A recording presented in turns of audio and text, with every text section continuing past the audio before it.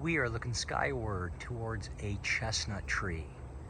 It is now October, beginning of October, and the chestnuts are now starting to fall as they are ready. Here's a look down the bark of a chestnut tree. And on the ground we have chestnuts that have fallen because it's time. So here's one. You can see by the skin it's kind of got these pinchy points on it, and they hurt if you push into them. This one is ready because it's kind of split, so we'll take it off here.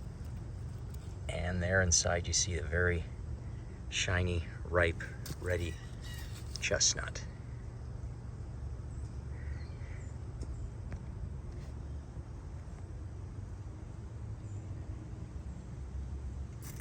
And there's the inside.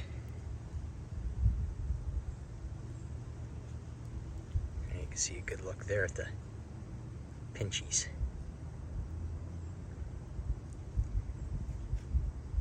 Cool.